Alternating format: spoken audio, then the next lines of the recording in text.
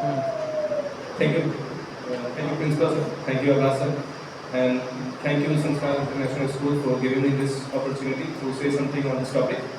My topic is basic life skills, यानी कि मूलभूत जो जीवन के कौशल हैं, मेरा टॉपिक वही है। आप लोगों को बता दूं कि एक छात्र के जीवन में मूलभूत जो जीवन के जो कौशल होते हैं उसकी काफ़ी ज़्यादा अहमियत होती है। एक छात्र को छात्र से व्यक्ति बनाने में इन मूलभूत जीवन के कौशलों का बहुत ज़्यादा योगदान होता है। जैसे कि आज सबसे पहले अनिल सर ने कहा था अपने टॉपिक में भी सेल्फ अवेयरनेस के बारे में, तो ये जीवन के कौशल में सेल्फ अवेयरनेस का योगदान हर जगह पर होता है। इन कौशलों में सेल्फ अवेयरनेस भी है और सहानुभूति, फिर एक आलोचनात्मक सोच को रखना, रचनात्मक सोच को रखना, जैसे बहुत सारी कौशल भी हैं जो एक छात्र को व्यक्ति बनने में मदद करती है।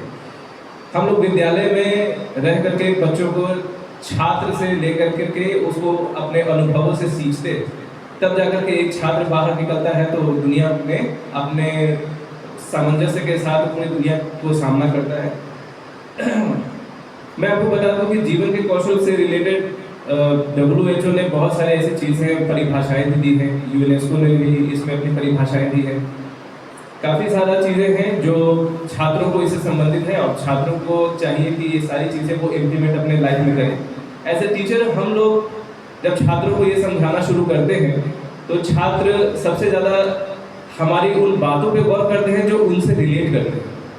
बच्चे उन सारी चीज़ों को प्योर दरकिनार कर देते हैं जो कि उनसे रिलेटेड नहीं है, या फिर जो किताबी बातें होती हैं बच्चे उसको सीधे सीधे नकार देते हैं, चाहे हम लोग उनको कितने भी आदर्शवादी बातें समझाने की कोशिश करते हैं। मूलभूत जो जीवन के कौशल हैं आज के दौर में अगर देखा जाए तो बच्चों में ये कहना तो नहीं चाहिए, लेकिन मैंने अपने पढ़ाने के दौरान एक चीज़ को गौर किया है कि बहुत सारे बच्चे ऐसे भी होते हैं जिनको कि अभी सिंपल से सेंटेंसेस भी लिखने के लिए नहीं आते।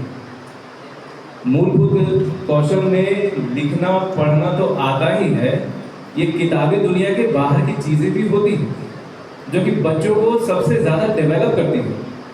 लेकिन अगर बच्चों के अंदर वो बेसिक नीड्स ही अगर खत्म अगर हो जाएगी तो बच्चों का डेवलपमेंट ही एक तरह से रुक जाएगा।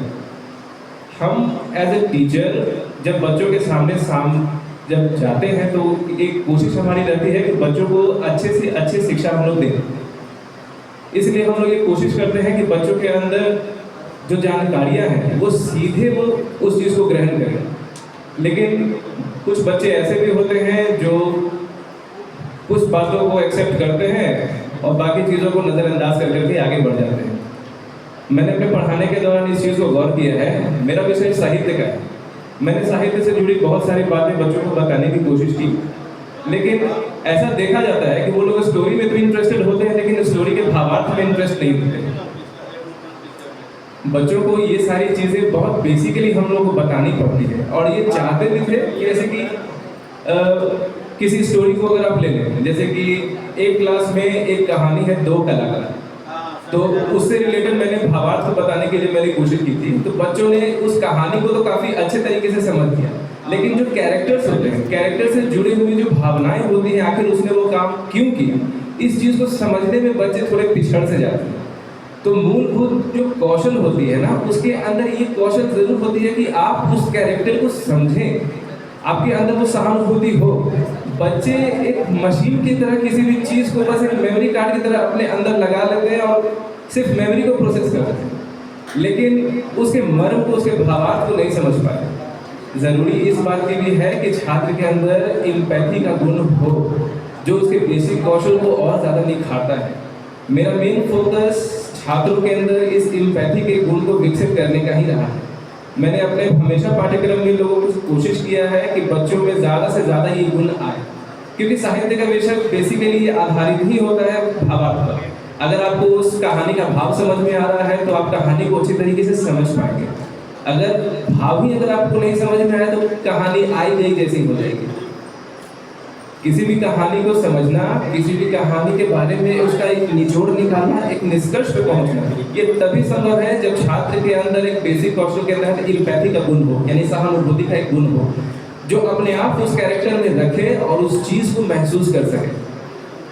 बहुत ही फेमस कहानी है पूस की रात। उसमें हल्कू का जो जीवनी है वो बहुत सारे कैरेक्टर्स महसूस करते हैं। इवन कहते हैं कि जेठ की गर्मी में भी थोड़े से ठंडा का एहसास हो जाता है जब उस कहानी को लोग पढ़ते हैं। तो ऐसा जो मर्म होता है ना, वो आज के हमारे और आपके उम्र के लोगों के अंदर ये गुण है कि हम लोग उस चीज़ को फील कर सकते हैं। लेकिन बच्चे इस चीज़ को ऐसे सुनते हैं जैसे यूट्यूब के रील्स को देख रहे हैं, वो उसको देखते हैं और स्क्रॉल करके वो आगे बढ़ जाते हैं। उनके अंदर उस मर्म का भाव पैदा ही नहीं होता। तो बेसिक कौशलों में मेरा जो मेन फोकस है कि इस सहानुभूति के गुण को लेकर के है कि बच्चे अपने अंदर से सहानुभूति के गुण को धीरे धीरे खोते जा रहे हैं। केवल इसी एक गुण के वजह से बच्चे अपने जो टीचर्स होते हैं उनके साथ वो अच्छे तरीके से जुड़ पाते हैं। चाहे विषय कोई भी रहा हो, चाहे मैथ्स के सर रहे हो, एसएसटी के सर रहे हो, या साहित्य के टीचर रहे हो, या साइंस के टीचर रहे हो, अगर कोई भी शिक्षक अगर अपनी बातों को अगर बच्चों को अगर समझाता है तो ये ज़रूरी है कि वो उस भाव को पहले समझ रहा हो। अब जैसे एसएसटी के ही सर अगर हैं, अगर वो भारत के अगर भूगोल के बारे में अगर समझा रहे होंगे तो उसको केवल जम्मू कश्मीर और साउथ का नीचे तमिलनाडु दिखेगा, साउथ वेस्ट का आसाम या फिर नॉर्थ वेस्ट का हमारा कुछ भी पार्ट समझ में नहीं आता है। ना ही उसको अंडमान निकोबार समझ में आएगा, ना ही निकोबार आइलैंड्स वगैरह सब समझ में आते हैं, ना लक्षद्वीप वगैरह समझ में आएंगे। तो कहने का अर्थ होता है कि बच्चों के अंदर इस चीज़ के फीलिंग्स को अच्छी तरीके से डालना ताकि वो फील कर सके इस चीज़ को कि हमारे जो भूभाग होते हैं वो किस तरीके से बटे हुए हैं और किस तरीके से उनका परिचय हम लोग दे रहे होते हैं। अब जैसे मैं साहित्य के बारे में विषय फिर से मैं लौटता हूँ इस चीज़ के ऊपर। मैंने कहा था कि बच्चों के अंदर जो कौशल होता है ना, उसके अंदर जो एम्पैथी की जो गुण होती है उसका काफ़ी कमी है। इस चीज़ को मैंने 9th-10th में काफ़ी अच्छे तरीके से गौर किया था। बच्चों के अंदर एक जो गुण है वो किसी भी चीज़ को बहुत जल्दी अडेप्ट कर लेते हैं और इस एडेप्टेशन के गुण के कारण ही क्या होता है ना कि बच्चे अभी अत्याधुनिकता को बहुत जल्दी एक्सेप्ट कर जाते हैं। लेकिन जो पुरानी बातें हैं जिनको कि सीख करके हम लोग आज आगे आए हैं, बच्चे इस चीज़ से अपने आप को कटा हुआ महसूस करते हैं।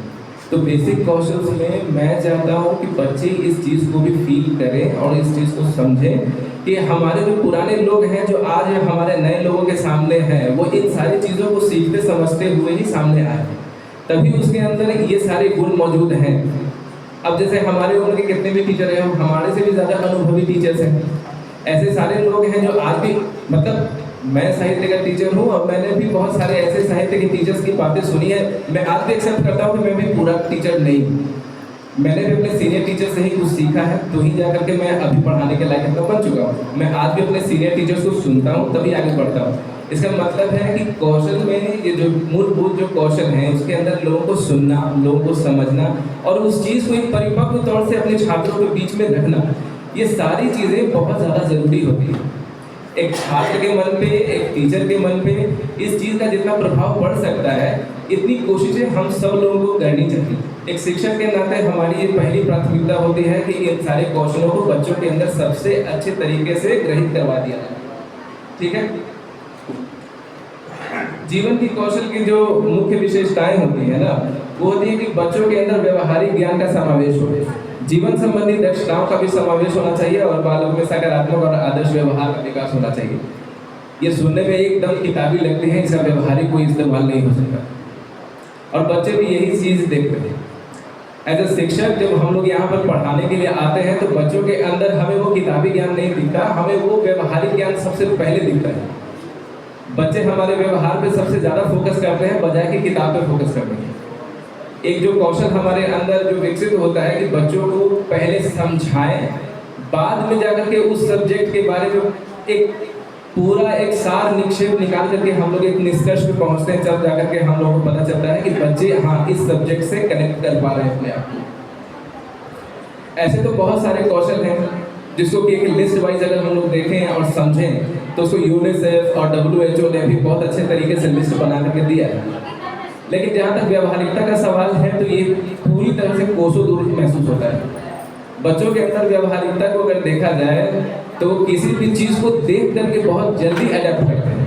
हमारे लिए ये सबसे ज़्यादा ज़रूरी होता है कि बच्चे केवल उन चीज़ों को देख करके समझ लें जिनको हम बताने की बहुत ज़्यादा कोशिश कर रहे होते हैं किताबी तौर पर। लेकिन अगर मूलभूत आवश्यकताओं को अगर हम लोग देखें, जो बच्चों की सबसे प्राइवेट ज़रूरतों में से एक होती है, वो ये होती है कि कम समय में ज़्यादा से ज़्यादा जानकारी उनको मिल सके। इन्हीं सब चीज़ों से रिलेटेड बहुत सारी चीज़ें हैं जो हम इन कौशलों में सम्मिलित कर सकते हैं। जैसे कि बच्चों की व्यवहारिकता पे भी हम लोग चाहें तो फोकस कर सकते हैं। बच्चों के अंदर बहुत सारी ऐसी चीज़ें होती हैं जो कि आजकल के मतलब अत्याधुनिक ज़माने को लेकर के वो लोग सामंजस्य स्थापित तुरंत कर लेते हैं। पुराने ज़माने के लोग हैं, उनको कंप्यूटर्स के बारे में ज़्यादा नॉलेज नहीं होता, लेकिन आजकल के मुश्किल से 6 या 7 साल के बच्चे भी ऐसे होते हैं जिनको कि मोबाइल की बहुत अच्छी खासी सेटिंग्स के बारे में पता होती है। तो आजकल के ज़माने के साथ बहुत अच्छे तरीके से सामंजस्य अपना स्थापित करके रखते हैं। लेकिन पुराने ऐसे लोग हैं जो इस तरह से अपने आप को सामंजस्य स्थापित करके नहीं बैठ पाते। एक कौशल में ये भी हम लोग रख सकते हैं कि अपने आप को ज़माने के साथ सामंजस्य स्थापित कर करके अपने छात्रों के साथ चलना, ठीक है। एक चीज़ और होती है, बच्चों के अंदर भावनात्मक सामंजस्य जो होता है ना, उसकी काफ़ी एक हीनता मैंने देखी है बच्चों के अंदर। पढ़ाते वक्त मैंने भावनात्मकता बच्चों के अंदर काफ़ी ज़्यादा देखी है। वो किसी भी बात को लेकर के बहुत जल्दी मतलब अटैच हो जाते हैं। अगर देखा जाए तो जैसे पुराने सारे लोग हैं, उसके बारे में काफ़ी ज़्यादा नेगेटिव कमेंट्स भी आप लोग आजकल के समाज में देखते होंगे। महात्मा गांधी से जुड़ी हुई बातें हों, नेताजी सुभाष से जुड़ी हुई बातें हों, या फिर जवाहरलाल नेहरू जी से जुड़ी हुई बातें हों, ऐसी बातों से बच्चे अपने आप को कुछ ज़्यादा ही कनेक्ट कर लेते हैं और उनके बारे में राय बहुत फ्लुएंट बना लेते हैं। लेकिन अगर हम लोग एक व्यवस्थापक के तौर पे अगर अपने आप को देखें तो एक कक्षा का जहाँ पे हम लोगों को व्यवस्था बना करके चलनी होती है, तो हम लोग अगर वहाँ पे अगर देखते हैं तो बच्चों के हम लोग इस तरह के गुण से बचने की सीख सलाह देते हैं। और ऐसा क्यों होता है? ऐसा इसलिए होता है क्योंकि हमारे अंदर जो एक वयस्क इंसान बसा हुआ है, उसे पता है कि सारी बातें क्या है। बच्चे आधी अधूरी बातें जान कर करके एक निष्कर्ष पे पहुंच जाते हैं, लेकिन हमारे लिए क्या ज़रूरी है? हमारे लिए ज़रूरी है कि सारी बातों के सारे एस्पेक्ट्स को अच्छे तरीके से देख लेना, समझ लेना, उसके बाद किसी एक निष्कर्ष पे पहुँचना। लेकिन बच्चे क्या होते हैं, बच्चों को जो चीज़ें सबसे जल्दी दिख जाती हैं, बच्चे उसी चीज़ के बारे में अपने निर्णय को बना लेते हैं। तो उनके व्यक्तित्व के विकास के लिए सबसे ज़्यादा ज़रूरी है कि वो अपने भावनात्मक जो उनका एक संवेग है, उसको थोड़ा सा वो धीमा करें। बच्चों के अंदर एक प्रभावी संप्रेषण यानी कि इफेक्टिव कम्युनिकेशन स्किल्स भी जो होती है ना, वो काफ़ी ज़्यादा ज़रूरी होती है। बच्चे जिस तरीके से बात करते हैं और टीचर जिस तरीके से बच्चों से बात करते हैं, उसमें ज़मीन आसमान का अंतर है। क्योंकि हमारे बात करने का ढंग पूरी तरह से एक मैच्योर इंसान की तरह का होता है और बच्चे हमसे जो कम्युनिकेशन होता है ना, वो सही ढंग से कर नहीं पाते। इनफैक्ट अगर देखा जाए तो बच्चे किसी बातों को चाहते हैं पूछना, लेकिन सही तरीके से पूछ नहीं पाते। तो इसमें ये हमारा जो कम्युनिकेशन स्किल्स है और बच्चों का जो कम्युनिकेशन स्किल्स है, आपस में कोलैप्स हो जाता है। बच्चे इस चीज़ को सही तरीके से ले नहीं पाते, उनको लगता है कि टीचर उन्हें सही से समझा नहीं पा रहे हैं, और बच्चे जब खड़े होते हैं तो वो अच्छे तरीके से सवाल पूछ नहीं पाते। तो ये जो कम्युनिकेशन जो गैप होता है, इसके वजह से दोनों ही के अंदर एक तरह का मतलब नॉलेज को लेकर के इंटरवेंशन उत्पन्न हो जाता है। हमारे और आपके दरमियान ये सारी चीज़ें देखने में आप सभी शिक्षकों को भी महसूस हुई होगी कि बहुत सारे ऐसे बच्चे होते हैं जो सवाल पूछना तो चाहते हैं, लेकिन जब सवाल पूछना शुरू करते हैं तो वो सही ढंग से पूछ नहीं पाते। सीनियर क्लासेस में मैंने ये सारी चीज़ें देखी हैं। 8 क्लास से लेकर के 10 क्लास तक के सारे बच्चों को मैंने देखा भी है कि वो अगर किसी एक सब्जेक्ट से जुड़ा हुआ कोई प्रश्न अगर है तो वो उन प्रश्नों को सही ढंग से पूछ नहीं पाते। बहुत जगह पर तो वो मतलब अगर देखा जाए तो एक नरेशन भी सही ढंग से वो बना नहीं पाते। इनफैक्ट अभी हाल फिलहाल में जब मैंने कॉपी चेक की है बहुत सारे बच्चों की, तो उसमें भी बहुत सारे सिंटेक्स के एरर्स मैंने देखे हैं, वो सही ढंग से उन लाइनों को लिख नहीं पाते। तो बच्चों में एक प्रभावी कम्युनिकेशन का होना काफ़ी ज़्यादा ज़रूरी है। ये बेसिक कौशल को और निखारता है। बच्चों के व्यक्तित्व के विकास के लिए आत्मज्ञान का होना तो जरूरी है, सहानुभूति का होना भी जरूरी है, रचनात्मक सोच का होना बहुत ज़्यादा जरूरी है। रचनात्मकता यदि बच्चों के अंदर से अगर खत्म हो जाएगी तो उसके अंदर से वो सारी चीज़ें ही खत्म हो जाएगी, जिसके प्रति हम लोग बोल सकते हैं कि बच्चे नए आविष्कार की तरफ आगे बढ़ रहे हैं। एक नई विचारधारा का जहाँ पे सूत्रपात हो सकता है, वहाँ पे बच्चे अपनी इस क्रिएटिविटी को ही खत्म कर देंगे। आजकल के बच्चे मोबाइल में इतने ज़्यादा घुल मिल गए हैं कि उनकी अपनी विचारधारा कहीं खो सी गई है। वो किसी भी चीज़ को अपने से जज करना ही छोड़ चुके हैं। मैंने इस चीज़ को काफ़ी अच्छे तरीके से देखा और काफ़ी अच्छे तरीके से समझा है। मतलब इस चीज़ को समझने की दरकार बच्चों के अंदर लगभग ख़त्म सी हो चुकी है कि आपके विषय से रिलेटेड जो मर्म है वो आप अच्छे तरीके से वो समझ नहीं पाए। कहानी आपको सब कुछ पता है लेकिन कहानी का भाव आप लिख नहीं पाते। ये जो कम्युनिकेशन जो स्किल्स का जो गैप होता है ना, वो बच्चे काफ़ी हद तक जो होता है ना अपने सब्जेक्ट से रिलेटेड कर करके लिख नहीं पाते। बच्चों के अंदर ये सही ढंग से ना लिख पाना और ना ही सही ढंग से बोल पाना, ये बच्चों के कौशल की कमी को दिखाता है। एज अ शिक्षक हम लोगों की ये जिम्मेदारी बनती है कि बच्चों के अंदर इस स्किल्स को काफ़ी ज़्यादा हम लोग एनर्जेटिकली हम लोग भरने की कोशिश करें। खैर, बच्चे तो बच्चे हैं, और जहाँ तक सवाल बच्चों से रिलेटेड है तो अगर आप लोगों को अगर जो भी लगता हो तो आप बता सकते हैं। ऐसी कोई भी कौशल जो है जो बच्चों के व्यक्तित्व के विकास में सहायक हो सके, अगर आप लोग पूछना चाहें तो पूछ सकते हैं।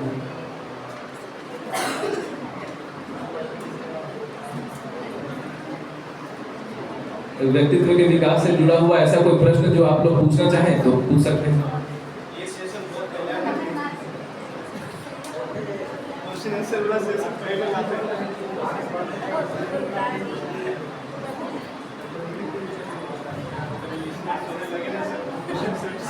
जी सर,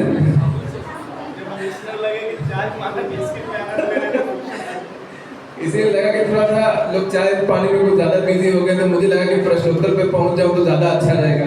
कम से कम लोगों का ध्यान मेरी तरफ तो आएगा। देखिए, व्यक्तित्व के विकास के लिए ऐसी बहुत सारी चीज़ें हैं जो ज़्यादा ज़रूरी होती हैं बच्चों के विकास से। तनाव के साथ जूझना आजकल के बच्चों को बहुत ज़्यादा ज़रूरी है। आए दिन ऐसी खबरें हम लोगों के मन पे बहुत ही चोट करती है जब पता चलता है कि कोई बच्चा आत्महत्या कर चुका है। ये बताता है कि बच्चों के अंदर तनाव से जूझने की क्षमता कितनी क्षीण हो चुकी है। बच्चों के अंदर इस तरह की क्वालिटीज़ का होना मतलब बताता है कि उनका जो बैकग्राउंड है, यानी कि पारिवारिक जो ढांचा है, उनके अंदर किसी न किसी संस्कारों का जरूर कमी हो चुका है। बच्चों के अंदर एक प्रभावी संप्रेषण का होना बहुत ज़रूरी है। बच्चों का अपने शिक्षकों के साथ संप्रेषण मतलब एक वार्तालाप होनी काफ़ी ज़्यादा ज़रूरी होती है। बच्चों का अपने परिवार के लोगों के साथ बातचीत करना ज़रूरी है। बच्चे जो सोचते हैं वो सही ढंग से कह नहीं पाते। एक प्रभावी बातचीत का तरीका क्या हो ये बच्चों को अभी पता नहीं।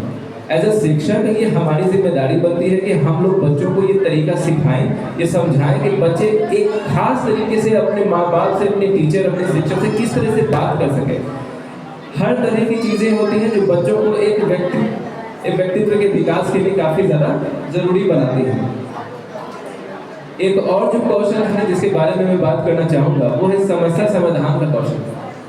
बच्चों के अंदर समस्या के समाधान को लेकर काफ़ी उत्सुकता होती है, चाहे वो किसी तरह का भी प्रॉब्लम हो। बच्चों के अंदर रचनात्मकता को पैदा करने के लिए ऐसे बहुत सारे हमारे शिक्षक हैं जिन्होंने पहेलियों का सहारा लिया। बच्चों के अंदर पहेलियों को कह देते हैं और कह देते हैं कि जाओ बच्चे अब तुम इसका जवाब खोज करके लेकर के आना। बच्चे अपने रचनात्मकता से इस चीज़ को खोजने का काफ़ी ज़्यादा प्रयास करते हैं। और इन्हीं बीच में जी संदीप सर पूछिए। सर आपने बोला कि बच्चे मोबाइल का ज़्यादा यूज करते हैं, किसी भी चीज़ के लिए गूगल से ढूंढते हैं। तो सर सही चीज़ ढूंढना तो अच्छी ही बात है, उनका आंसर अगर वहाँ से मिल जाता है जी सही ढंग से तो सर उसमें तो कोई दिक्कत नहीं है। नहीं सर कोई दिक्कत नहीं है। तो मोबाइल अभिशाप है या वरदान, इस पर ही राय है। उसके बाद नहीं मोबाइल अभिशाप और वरदान की जहाँ तक बात आती है सर, तो यह आज का मोबाइल युग आ गया है। ना बिना मोबाइल के मेरा गैस आएगा और ना सर खाना मिलेगा, तो फिर हम कहाँ से बोलेंगे। कोई सिस्टम नहीं है कि किससे हम नंबर लगवा जा सके। मेरे पास समय नहीं है उतना, तो मोबाइल सर जरूरी है। अभी सर कुछ घर में ज़रूरत पड़ जाए और 500 रुपये का काम हो तो किसके यहाँ से मांगने जाएगा, यहाँ से मोबाइल से भेज देंगे फटाक से। तो सर हम लोग के लिए तो जरूरी है। जी हाँ सर। लेकिन बच्चों के लिए सर वो अभिशाप ही साबित हो रहा है। जहाँ तक सर हम लोग देख रहे हैं 12 क्लास तक सर 12 क्लास तक बच्चों को मोबाइल से दूर ही रहने की सलाह दी जाए। लेकिन कोरोना बीच में आया, मोबाइल को और बढ़ावा दे दिया। तो धीरू भाई अंबानी ने, मुकेश अंबानी ने रिलायंस का रिचार्ज बढ़ा दिया। शुरू में सर फ्री का आदत लगाया गया, आज भी सर 5G मोबाइल है। 5G मोबाइल जो चल रहा है तो उसके द्वारा यही हो रहा है कि भाई 5G नेट डलवाओ अनलिमिटेड। तुम भी, मम्मी भी देखती हैं, पापा भी हॉटस्पॉट लेते हैं, अब बच्चों भी लेते हैं। तो सर बच्चों को हम यही सलाह देंगे कि 12 तक उतना मोबाइल का यूज ना करें, और बाकी जय सर बताएंगे डिमेरिट्स।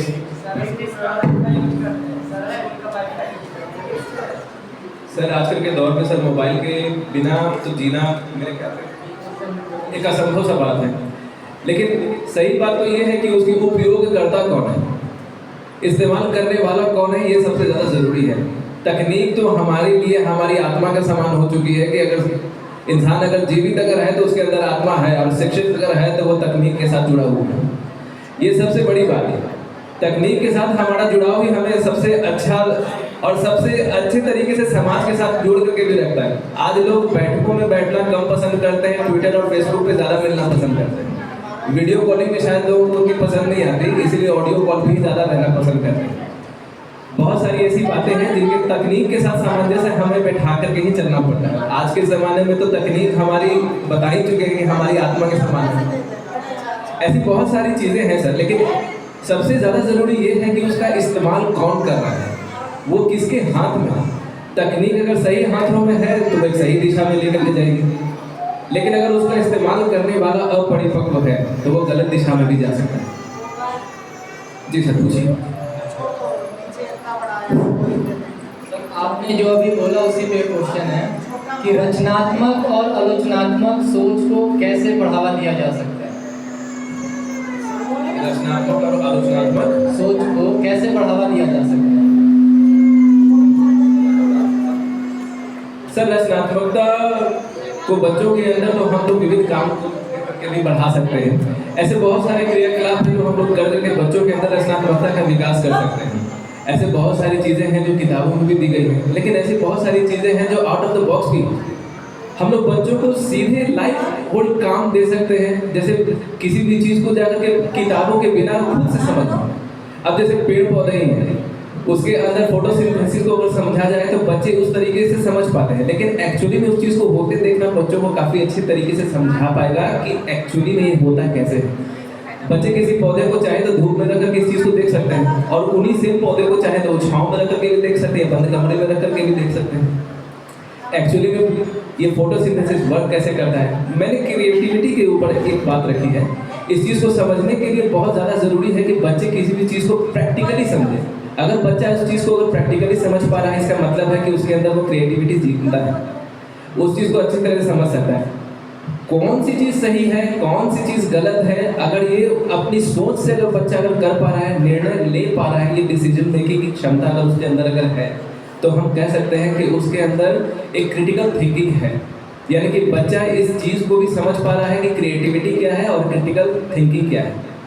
जैसे कि आपने कहा ना कि आलोचनात्मक सोच भी इस चीज़ को बहुत अच्छे तरीके से कैटेगराइज करती है कि बच्चे सही को सही, गलत को गलत अच्छे तरीके से समझ पाए। सबसे बड़ी बात तो ये होती है कि अगर बच्चा सही मार्गदर्शन में है तो इस बात का 100% मतलब अंदाज़ा लगाया जा सकता है कि बच्चा सही निर्णय ही लेगा। लेकिन अगर उसका मार्गदर्शन यदि वो खुद भटका हुआ है तो वहाँ से उसको सही मार्गदर्शन नहीं मिल पाएगा, तो वो डिसीजन अच्छे तरीके से नहीं ले पाएगा। बच्चों के अंदर जो क्रिएटिविटी होती है वो हमारे और आपसे और आसपास के समाज को देख करके ही विकसित होती है। अगर उसका समाज मतलब निम्न तबके का अगर होगा तो उसकी थिंकिंग भी शायद उसी टाइप की होगी। लेकिन अगर हम लोग देख लेते हैं कि बच्चा अगर शिक्षित समाज में अगर रह रहा है, समाज के लोगों को बढ़ता हुआ देख रहा है, तो उसकी सोच भी उसी के हिसाब से विकसित होती है। तो बच्चों के अंदर इस सोच के विकसित होने का सबसे बड़ा जरिया समाज होता है। और कहा भी जाता है कि किसी भी बच्चे का सबसे पहला जो स्कूल होता है ना, वो उसका घर होता है, समाज होता है। वहीं से बच्चा निकल करके किसी भी चीज़ को अच्छे तरीके से समझ पाता है, देख पाता है और पढ़ पाता है। जी सर, पूछिए। सर मेरा एक क्वेश्चन है कि आपने जो डिसीजन मेकिंग के बारे में बताया, जी हाँ। हर लोग का अलग अलग पॉइंट ऑफ व्यू होता है। जैसे जी। हम एक टीचर से पूछे, उनका अलग पॉइंट ऑफ व्यू है। एज ए स्टूडेंट हम पूछ रहे हैं कि हम एक टीचर से पूछे, उनका अलग पॉइंट ऑफ व्यू चला, दूसरे टीचर से पूछे, वो अलग अपना पॉइंट ऑफ व्यू बताएं। तो हम लोग कैसे उसको बता सकते हैं कि कैसे पहचान सकते हैं कि किस हिसाब से हम लोग उसको क्रिटिकल थिंकिंग में डाल सकते हैं कि मेरा जो गोल होगा वो सही दिशा में जा रही है कि नहीं जा रही है। जैसा कि मेरे से पहले भी सर्वेश सर भी आए थे, उन्होंने भी एक बात कही थी, समय। ये केवल समय ही तय करता है कि क्या सही है क्या गलत है। अगर हमने कोई फैसला अगर किया है, किसी तरह के निर्णय पे अगर हम लोग पहुंचे हैं, अगर उसका प्रभाव अगर हम लोगों पे अगर सकारात्मक अगर पड़ा, तो हम लोग कह सकते हैं कि हम लोगों ने सही निर्णय लिया। लेकिन निर्णय अगर सही है या गलत, एक निष्कर्ष पे पहुंचने के लिए एक समय लगता है। कहते हैं ना, कांटों को चुभने के लिए भी एक उम्र लगती है। इसी वजह से हम लोग कह सकते हैं कि अगर हम लोग सही निर्णय अगर ले पा रहे हैं, तो इसके पीछे हमारा एक मार्गदर्शन होता है। अगर हमारा मार्गदर्शन खुद एक अच्छा खासा निर्णय पे पहुंच करके समाज के सामने एक एग्जाम्पल सेटल कर चुका होगा, तो हम लोग कह सकते हैं कि हाँ, उन्होंने निर्णय लिया, तभी जाकर के अपने एक्सपीरियंसेस से सीख करके उन्होंने हमें वो डिसीजन लेने की बात कही। तो हम लोग इस चीज़ को लेकर के कह सकें, निर्णय लेना और निर्णय को एक निष्कर्ष पे पहुंचना दो अलग अलग बातें हैं। हम लोग कह सकते हैं कि निर्णय ले करके बच्चा एक सही दिशा में अगर है, तो उसने सही निर्णय लिया है। लेकिन अगर वो फिलहाल अगर असमंजस की अगर स्थिति में है, तो वो एक सही निर्णय पे नहीं है। ये हम लोग कह सकते हैं। सर आपने बताया कि बच्चों को सही परिवेश में रखा है, तभी वो आगे बढ़ेंगे। लेकिन हमने सर सुना है कि कीचड़ में भी कमल खिला करते हैं। Explain it. सर जरा फिर से पूछिएगा, क्या बोले थे? एक सवाल से फिर से रिपीट कर दीजिएगा एक बार। सर आपने बोला कि बच्चों को सबसे पहले सही परिवेश दिया है। जी। मतलब उनको रहने का, खाने पीने का व्यवस्था बढ़िया हो कि वो गुलाब का फूल मुरझाए नहीं। लेकिन हम सब सुने हैं कि कीचड़ में ही कमल खिला करते हैं। अच्छा जी, एक्सप्लेन इट। देखिए, कीचड़ में कमल खिला करते आप कह सकते हैं कि अभाव में भी इंसान आगे बढ़ करके दिखा सकता है। मेरे कहने का मतलब केवल इतना ही है कि इंसान की क्षमता को, केवल उसकी क्षमता, अब वो अपने आप को जितना निखार सकता है, ये केवल उसके समय और उसके परिश्रम पर निर्भर करता है।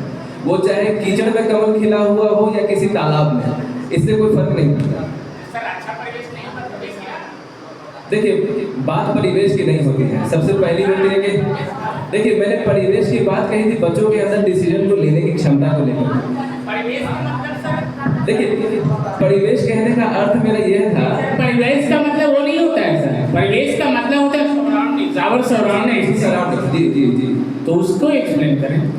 मैंने बच्चों के परिवेश को लेकर के कहा था कि बच्चे जिस परिवेश में रहते हैं, उनकी निर्णय लेने की क्षमता भी उससे प्रभावित होती है। अब जैसे कोई बच्चा अगर है, वो निम्न तबके से अगर बिलोंग अगर करता होगा, तो उसके निर्णय में उसकी सराउंडिंग का काफ़ी ज़्यादा हाथ रहता है। वो कभी अपने से ऊंचा नहीं सोच पाता।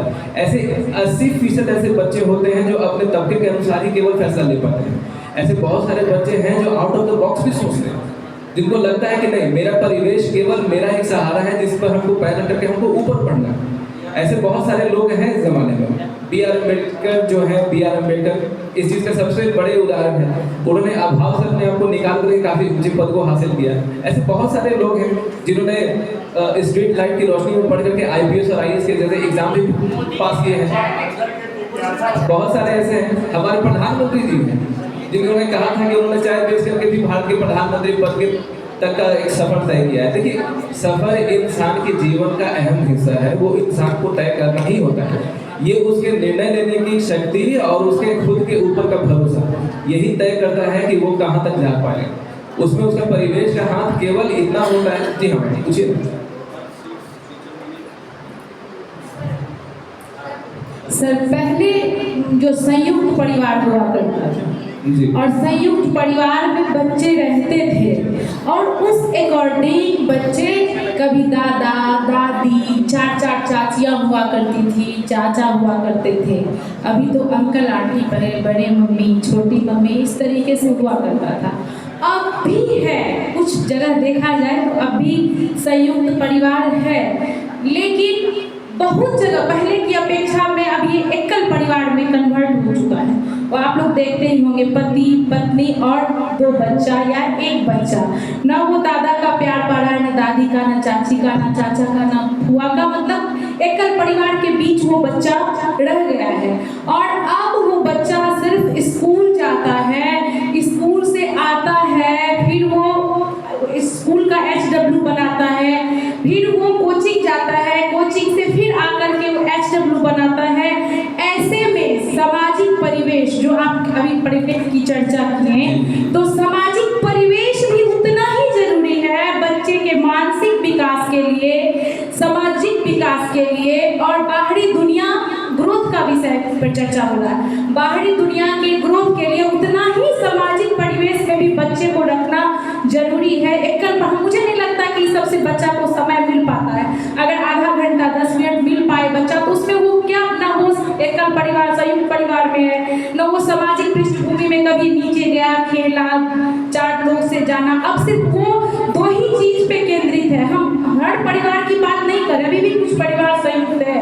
अब सिर्फ वो मम्मी पापा, बस वो अपना भाई और बहन, दूसरे के प्रति हम बहुत सारे बच्चा में देखते हैं कि दूसरे के प्रति ये भावना नहीं हो पा रहा है कि हम रहने दो, क्या हो जाएगा। तो ये चीज कितना जरूरी है, कृपया इस पे भी थोड़ा सा बोले तो समझ। बच्चों के अंदर स्कूल का होना बहुत ज़्यादा जरूरी है। आजकल की भाग दौड़ की जिंदगी में बच्चे भी भाग दौड़ना ही सीख रहे हैं। बैठ करके एक अस्थायी सोच को डेवलप करना बच्चे शायद भूल चुके हैं, और ये शायद हमारी ही वजह से हो सका है, क्योंकि हम लोगों ने भी इस भाग दौड़ की जिंदगी को अपने जीवन का एक लक्ष्य बना लिया है। हमारे पास बैठ करके अपने संस्कारों पर चर्चा करने का समय तक भी नहीं। अगर हम लोग यहाँ पर अगर पारिवारिक मूल्यों की अगर हम लोग बात करें, तो यहाँ पर आदर और सम्मान करना माँ और बाप अपने बच्चों को सिखाते हैं। कोई बड़े अगर आते हैं तो उनको सिखाया जाता है कि बच्चे वो आपसे बड़े हैं, उनके पैर छूए। ये बातें हम लोगों को समझाते हैं, तो बच्चों के अंदर इस तरह के संस्कार डेवलप होते हैं। अगर बच्चे अपने माँ बाप को दौड़ते भागते देखेंगे, जीवन में 2 पैसों के लिए कमाने के लिए दौड़ते भागते अगर देखेंगे, तो बच्चे के अंदर भी यही संस्कार डेवलप हो जाएगा। उसके अंदर बड़ों का सम्मान तो रहेगा, लेकिन केवल कागजी।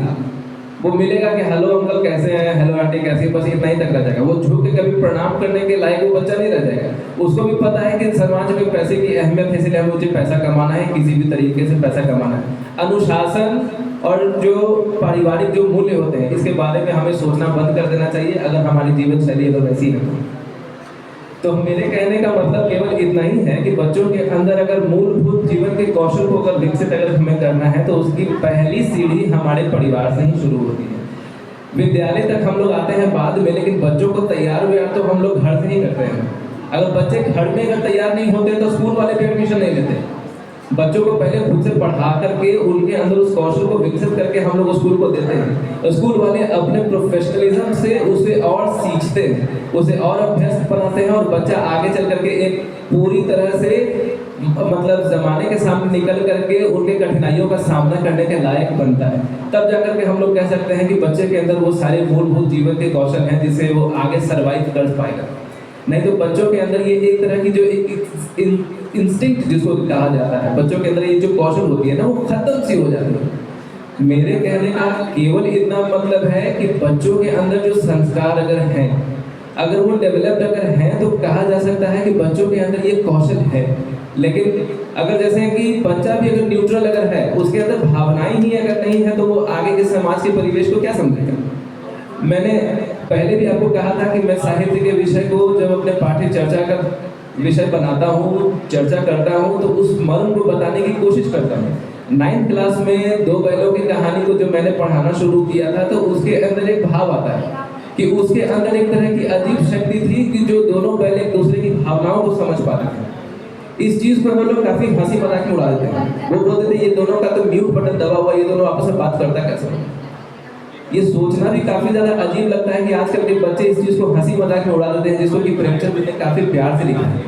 इस चीज के भाव को समझने की आवश्यकता है कि उसके अंदर 2 बैलों की भावना नहीं, बल्कि 2 बैलों के अंदर सोचते हुए प्रेमचंद जी ने किस तरह से उस भावना को व्यक्त किया, उस चीज को बताने की कोशिश की है कि दो बैल होते हुए पर भी उनके अंदर ये भावना है कि वो अपने एक दूसरे की बातों को काफी अच्छे तरीके से समझ पाते हैं और उस पर काफी अच्छे तरीके से रिएक्ट भी कर पाते हैं। एक दूसरे को लेकर के दोनों की जो बातें होती हैं वो काफी अच्छे तरीके से उस कहानी में बताई गई है। मेरे लिए वो कहानी काफी ज्यादा रोचक है। मैंने उस कहानी को बार बार पढ़ा है और बच्चों को पढ़ाने की मैंने बहुत सारी कोशिशें की। बहुत अच्छी तरीके से मतलब बहुत सारे ऐसे राइटर्स भी हैं जिनकी कहानियाँ जो हैं जीवन मूल्यों से भरी पड़ी हुई हैं। ऐसी बहुत सारी कहानियाँ आपको मिल जाएंगी क्योंकि हम लोग साहित्य से जुड़े हुए लोग हैं। प्रेमचंद जी हैं, फणीश्वरनाथ रेणु जी हैं, फिर अज्ञेय हैं, जैनेन्द्र हैं, भगवती चरण वर्मा जी हैं, जयशंकर प्रसाद जी हैं। ऐसे बहुत सारे राइटर्स हैं जिन्होंने अपने अपने राइटिंग स्किल्स की वजह से बहुत सारी ऐसे मूल्यपरक कथाएँ हैं जो हमारे समाज के सामने रहती हैं। बच्चे अगर इस चीज़ को अगर पढ़ें तो उनको किसी समाज के अंदर किसी विशेष क्लास की आवश्यकता नहीं पड़ेगी। ये कहानियाँ ही हैं जो बच्चों को सीखने और समझने में काफ़ी ज़्यादा मदद करती हैं। साहित्य के रूप में एक संस्कार भी बच्चों के अंदर पैदा हो जाता है। तो ये एक भावनात्मक रुझान बच्चों के अंदर अगर विकसित अगर है तो हम लोग कह सकते हैं कि बच्चों के अंदर ये जीवन के जो कौशल हैं उनको आगे सर्वाइव करने में काफ़ी ज़्यादा मदद करता है। रिश्तों को समझना भी एक कौशल है। सिर्फ माता पिता का सम्मान करना, दोस्तों का सम्मान करना या अपने आसपास के लोगों के प्रति मतलब सहिष्णुता रखना केवल इतना ही जरूरी नहीं होता है। अपने आप को उस परिस्थिति में रख करके उस इंसान की भावनाओं को अच्छे तरीके से समझ पाने की काबिलियत ही बच्चों के अंदर उन मूल्यों को विकसित करती है। बच्चे इस चीज़ को काफ़ी अच्छे तरीके से और ज़्यादा समझ पाते हैं अगर उनको शिक्षक बड़े प्यार से इस चीज़ के भाव को समझाएं। मैंने इस चीज़ को समझाते हुए बच्चों के अंदर देखा है कि 30% बच्चे अपने आप को इस चीज़ों से जोड़ पाते हैं, बाकी 70% बच्चे ऐसे भी होते हैं जो केवल राइटिंग स्किल्स के हिसाब से इस चीज़ को लिख लेते हैं और उनको स्टोरीज पता होती हैं लेकिन वो उस भाव को लिखते नहीं। लेकिन जो बच्चे इस चीज़ के भाव को समझ पाते हैं उनको किताबी भाषा का ज़रा सा भी कोई अंदाज़ा नहीं होता, वो अपने भाव से उस चीज़ को आंसर लिख पाते हैं और वो काफ़ी ज़्यादा अहमियत वाले वो आंसर होते हैं। मतलब अभी हाल फिलहाल का जो मैंने एग्जाम के जो टेस्ट पेपर जो मैंने चेक किए हैं, मैंने इस चीज़ को काफ़ी अच्छे तरीके से काफ़ी नज़दीकी से मैंने इस चीज़ को गौर किया है कि जो बच्चे कहानी को अच्छे तरीके से समझ पाते हैं उनके राइटिंग स्किल्स दूसरे बच्चों की तुलना में काफ़ी ज़्यादा अच्छी होती है। इनफैक्ट वो नेचुरली वो उस चीज़ को आंसर्स को देते हैं, उनके में अपने शब्दों का इस्तेमाल करते हैं और ये काफ़ी ज़्यादा ज़रूरी भी है। बच्चों के अंदर इस भावनात्मकता को पैदा करना ये काफ़ी ज़्यादा ज़रूरी होता है। एक और जो गुण होता है बच्चों के अंदर वो होता है तनाव के साथ मुकाबला करना। बच्चे तनाव के साथ जो होता है वो अच्छे तरीके से अपने आप को सामंजस्य स्थापित नहीं करते। क्लास में मैथ्स के टीचर अगर कोई स्ट्रॉन्ग अगर कोई प्रॉब्लम अगर दे देते हैं बनाने के लिए तो बच्चों के अंदर एक तरह का टेंशन आ जाता है। वो एक दूसरे से पूछना शुरू कर देते हैं कि इसका आंसर कैसे निकलेगा, किस तरह के प्रोसेस वगैरह सब। ऐसे बहुत सारी चीज़ें हैं। अभी रिजल्ट्स के टाइम भी बच्चे बहुत ज़्यादा टेंशन में थे। जब मैंने पिछले क्लासेस के बच्चों के रिजल्ट जब डिस्ट्रीब्यूट किए थे तो बहुत सारे बच्चों के चेहरे पर टेंशन थे। टीचर उन्हें सहानुभूति दे रहे थे कि देखो ये कोई सिंगल शीट ऑफ पेपर है, ये तुम्हारा पूरा फ्यूचर नहीं है, लेकिन हाँ अगर तुम मतलब अच्छे तरीके से इस चीज़ को तैयार अगर करोगे तो तुम्हारे रिजल्ट काफ़ी और बेहतर हो सकता है, तो तुम लोग और अच्छा कर सकते हो, इस चीज़ की तरफ तुम आगे देखो। तो हमारे अंदर इस तरह का भावनात्मक कौशल है कि हम लोग बच्चों को अपने अंदर रुचि पैदा करने के लिए उसको और रुझान पैदा करने के लिए हम लोग उसको मतलब इनकरेज कर सकते हैं इस चीज़ की तरफ। लेकिन बच्चे अपने आप को और ज़्यादा निम्न बनाते हैं क्योंकि उनको लगता है कि उनके नंबर्स कम आए हैं तो अब उनका ये प्रोफाइल एकदम अब लोअर हो गया। लेकिन बच्चों को ये समझाने की काफ़ी ज़्यादा आवश्यकता पड़ती है कि ये बच्चे तुम्हारा केवल एक रिजल्ट है, पूरी ज़िंदगी नहीं है, इसके आगे की ज़िंदगी पड़ी हुई है। तो भावनात्मक रूप से अपने तनाव को अच्छे तरीके से सामंजस्य स्थापित करके लेके चलना ये काफ़ी ज़्यादा ज़रूरी होता है। तनाव का ये कौशल बच्चों के भविष्य के लिए काफ़ी ज़्यादा ज़रूरी होता है, न केवल छात्र जीवन में बल्कि एक मैच्योर लाइफ जीने के वक्त भी काफ़ी ज़्यादा अहमियत निभाता है। बच्चे जब वो बड़े होते हैं एक परिवार के रूप में भी स्थापित हो जाते हैं, उसके बाद उनकी जिम्मेदारियां जो बढ़ती हैं उस दौरान भी उनके पास ये जो कौशल होता है ये जीवन जीने में काफ़ी ज़्यादा अहमियत निभाता है। और केवल एक व्यक्तिगत रूप में ही नहीं, एक सामाजिक रूप में भी अगर देखा जाए, अगर इंसान तनाव को अच्छे तरीके से सह लेता है तो उसके कहने का मतलब है कि व्यक्तित्व एक सक्षम रूप से इंसान बनकर जी पा रहा है। नहीं तो बहुत सारे ऐसे भी लोग हैं जो देखने में तो ठीक ठाक लगते हैं, लेकिन तनाव के कारण उनका जो जीवन शैली होता है ना, वो पूरी तरह से डगमगा जाता है। अब वो अपने जीवन के साथ सामंजस्य स्थापित नहीं कर पाते। तो मेरे ख्याल से जीवन में तनाव के साथ सामंजस्य स्थापित करके चलना, ये सबसे बड़ी मूलभूत कौशल में ज़्यादा जरूरी है। ऐसे बहुत सारी चीज़ें हैं जो बच्चों के अंदर विकसित होनी चाहिए। मूलभूत कौशल की बात करें तो हम लोग वापस टॉपिक पर आते हैं। बच्चों के अंदर आत्मविश्वास का जो चलन होता है ना, आजकल बहुत ज़्यादा कम होता जा रहा है। बच्चों के अंदर ये जो आत्मविश्वास की जो कमी है, उनको कुछ बोलने से, कुछ लिखने से या फिर कुछ नया करने से हमेशा रोक देती है। बच्चों के अंदर इस सर स्ट्रेस मैनेजमेंट को लेकर बोलिए। स्ट्रेस मैनेजमेंट, सर लोग से फीडबैक चाहते हैं कि कैसे स्ट्रेस को हैंडल करते हैं। स्ट्रेस मैनेजमेंट जब हम लोग अपना अपना एक एक्सपीरियंस बताएंगे कि हम जब स्ट्रेस में रहते हैं तो हम कैसे उससे फ्री होते हैं, खुद का स्ट्रेस हम कैसे फ्री करते हैं, गाना सुनकर या गाना गाकर या पार्क में घूमकर या बहुत अच्छा खाना बनाकर या दूसरे को खिलाकर या एक दो को लगाकर 2-2 घंटा तक बातें करना।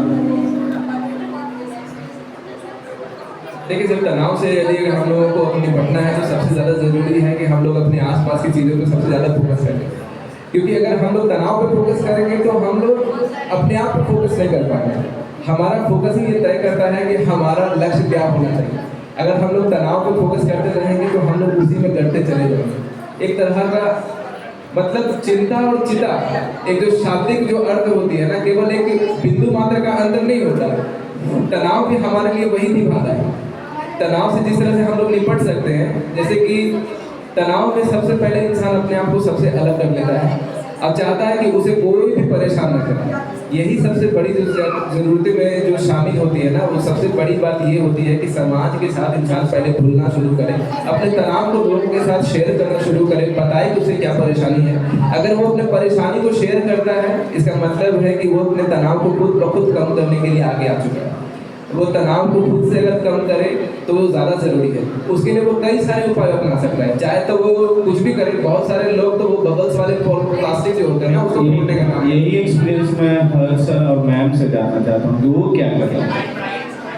हम चाहते हैं कि अनिमा मैम को माइक दीजिए और अनिमा मैम से ही शुरू किया जाए। उधर से हम 1 by 1 सब्सक्राइब सुनना चाहते हैं। Good morning all of you. तनाव तो सभी के पास है, छोटे हो, बड़े हो, बच्चे हो। उसको दूर करने के लिए सबसे पहले अपने आप को तनाव से ही दूर रखें, जो तनाव देते हैं। और अगर तनाव आ गए हैं तो आप फुल साउंड में गाना बजा के सुनते रहिए। Thank you ma'am. Sorry ma'am. Ajay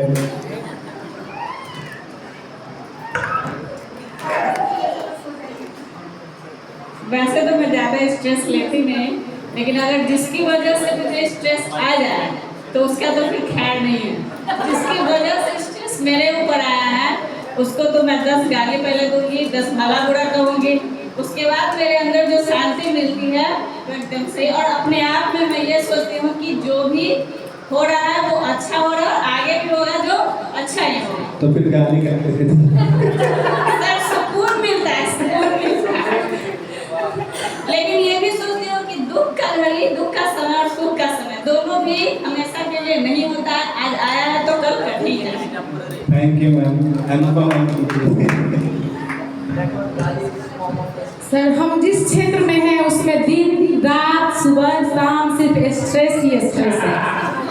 हम स्ट्रेस मुक्त हो ही नहीं सकते हैं। तो कभी देखिएगा हम बहुत खुश होके आते हैं स्कूल, तो कभी एकदम डाउनफॉल में आते हैं, आए गए। लेकिन एक चीज देखें, जब भी हम स्ट्रेस में होते हैं, किसी का बकरी किसी के खेत में खा गया, किसी का उपजा, अब वो फोन की कि मेरा बकरी पकड़ लिया, तो आप फोन कीजिए थाना को जल्दी हटाए, मेरा बकरी को छोड़ देगा। अब ये छोटा छोटा, जब तक उसके बकरी को वो नहीं छोड़ी, नहीं वो छोड़ा, ग्रामीण लेवल में तो ज्यादा होता है, ये आप लोग बहुत अच्छे से जानते हैं, तब तक वो बार बार फोन करके स्ट्रेस देते रहेगा। क्या हुआ, थाना क्या बोला, वो कितना जुर्माना करेगी, तो हाँ मेरा जीवन ही स्ट्रेस है। और हम इसी स्ट्रेस में अपने आप को सुकून, जब काम उसका हो जाता है, वो खुश होकर फोन करती है कि मेरा काम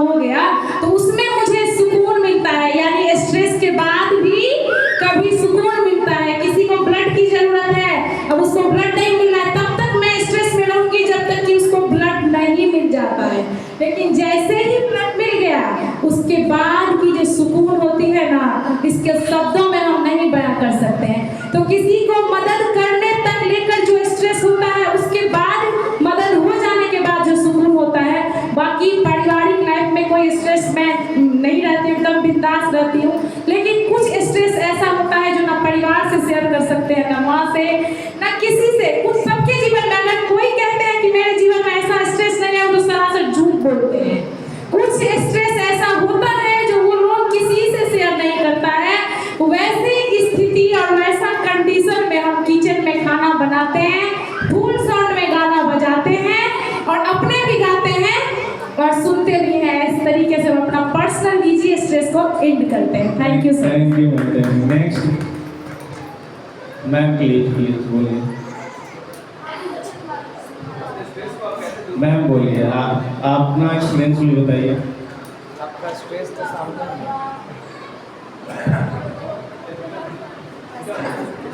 गुड मॉर्निंग एवरीवन। हमारे जो अभी जीवन चल रहा है, स्ट्रेस बहुत, हर किसी के पास स्ट्रेस बहुत ज़्यादा है। हर लोग अपने अपने जीवन में तनाव में है, लेकिन सब अपने अपने तनाव को अपने तरह से दूर करते हैं, जिसको जिसमें सुकून मिले। अगर किसी को तनाव है तो वो सोचते हैं कि हम गाना गा लें तो हम खुश हो जाए, कोई कहीं घूम गया है तो खुश हो जाए। तो हर किसी का अपना है। मैं खुद अपने लाइफ में खुद अपना बिंदास रहना चाहती हूँ और मैं जल्दी तनाव में आती नहीं हूँ, लेकिन आती हूँ तो बहुत ज़्यादा। Thank you so much sir. Thank you ma'am. Next. Good morning everyone. मेरा स्ट्रेस दूर करने के लिए मैं अपने हॉबी को चॉइस करती हूँ। सबसे पहले मैं क्राफ्टिंग करती हूँ। क्राफ्टिंग और पेंटिंग, ये करने से मुझे बहुत अंदर से सुकून मिलता है और मेरा सारा स्ट्रेस दूर हो जाता है। और फिर भी दूर नहीं होता है ना तो जाकर सो जाते हैं। सो जाने के बाद बहुत मतलब शांति मिलता है। Thanks. Thank you ma'am. Thank you. Sir को दिया जाए। Afternoon everyone. जब मैं टेंशन में होती हूँ तो टेंशन को बहुत है मतलब जिंदगी में, अपना टेंशन कुछ ऐसे व्यक्ति हैं जिससे दूर भी करना चाहते हैं कि दूर करने के लिए, तो वो उनसे शेयर करना जरूरी नहीं समझ सकते, मतलब बताकर दिल हल्का करना, और वो उस फीलिंग को समझते नहीं हैं। वो किसी मतलब आगे वाले पर्सन को बताकर हंसी मजाक करना, इसलिए अपना टेंशन मतलब कोई हम लोग अपने आप में ही रखते हैं थोड़ा सा। आप स्ट्रेस में रहती हैं तो सबसे ज़्यादा क्या करती हैं आप? सर हम रोते हैं। That's a good choice. Yes, sir, हम रो जाते हैं तो है मेरे पास थोड़ा सा मतलब हाइपर हो जाते हैं और रोते हैं, मम्मी पापा से बात करते हैं और अपने दोस्त को मतलब बोल करते हैं हल्का थोड़ा। Thank you. सर को दिया जाए।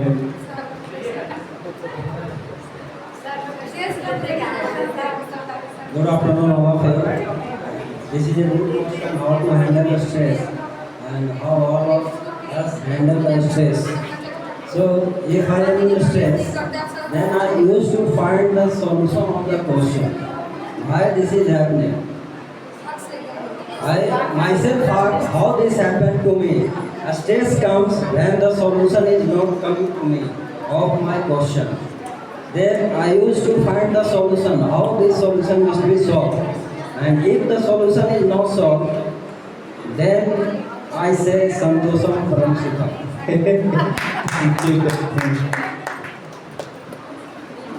सर हम लोग को तो काम के वजह से थोड़ा थोड़ा तनाव होता है, लेकिन हम लोग अपना सोचते हैं कि काम को समय पे पूरा करें, और समय पे पूरा करने के कारण ना के बराबर ही तनाव रहता है। मतलब काम में घर में कभी कभी तनाव आता है, किसी चीज़ को लेकर के ये चीज़ नहीं लाए, वो चीज़ नहीं लाए, फैमिली प्रॉब्लम सबके यहाँ, आपके यहाँ, मेरे यहाँ। तो हम लोग सोचते हैं कि भाई वहाँ झगड़ने से अच्छा है कि थोड़ा रेलवे स्टेशन वाला पे वॉकिंग कर लिया प्लेटफॉर्म पे, क्योंकि हम प्लेटफॉर्म के नज़दीक में रहते हैं। रेलवे ट्रैक पर मत कीजिएगा। प्लेटफॉर्म पे। Thank you sir. नेक्स्ट। आज के जीवन में तनाव तो सबके साथ है। हम सोचते हैं कि तनाव किस टाइप का है। यदि नॉर्मल वे में है तो उसको नॉर्मल वे में सोल्व कर दिए, और जिस व्यक्ति से बहुत ज़्यादा टेंशन हो गया उससे सबसे पहले हम अलग हटते हैं कि उससे दूर रहेंगे ना, नजर पड़ेगा ना, हमको टेंशन होगा। जब ज़्यादा टेंशन हो जाता है तो एकदम आउट हो जाते हैं और कुछ अपना संगीत साथी को पकड़ के कहते हैं चलो भजन कीर्तन करो, मंदिर में चलो, स्टार्ट करो। Thank you sir. सर ये टेंशन या तनाव के बारे में हम कहना चाहेंगे कि ये अलग अलग तरह से आती है। कुछ ऐसी होती है जो हमारे अपने कारण से होती है, जैसे हमारे गोल अचीव मतलब हायर रहती है और उस अनुसार हम काम नहीं करते हैं, वर्क नहीं करते हैं, तो अल्टीमेटली ये टेंशन आती है। तो उस सिचुएशन को एक बार अपने मन के अंदर सोचनी चाहिए कि हम ये काम कर रहे हैं तो इसमें मुझे राइट डायरेक्शन या सही दिशा मिल रहा है, या इसमें हमें जो हम चाह रहे हैं वो मिल रहा है कि नहीं। तो इस सिचुएशन में हमें हमारे अनुसार कि मेडिटेशन करनी चाहिए। मेडिटेशन से ये टेंशन या तनाव कम होती है। और दूसरी बात हमें जब ये होती है तो हम अपने सीनियर या जो भी हमारे बैकग्राउंड में है, जो भी सीनियर भैया या जो भी बड़े हैं उससे एडवाइस लेते हैं और अकॉर्डिंग टू दैट सिचुएशन हम काम करते हैं। Thank you sir. Next sir, short में तुम एक एक्टिविटी अपना बताओ। पहला बात कि सर मैं कभी टेंशन लेता नहीं हूँ, मेरी इतनी एज नहीं है कि मैं टेंशन लूँ। अगर टेंशन आ जाती तो यहाँ से मैं सो जाता हूँ, मैं उठता हूँ मेरा टेंशन खत्म हो जाता है। बस यही जानना था। मेडिटेशन तो हमसे होगा नहीं, मेडिटेशन हमसे होगा नहीं। सही बात है, टेंशन आया और क्या, हम तो सोए हुए थे, टेंशन किस बात की। नेक्स्ट मैं जब टेंशन में, हेलो, हाँ बोलिए। अरे कि सर मैं जब टेंशन में होता हूँ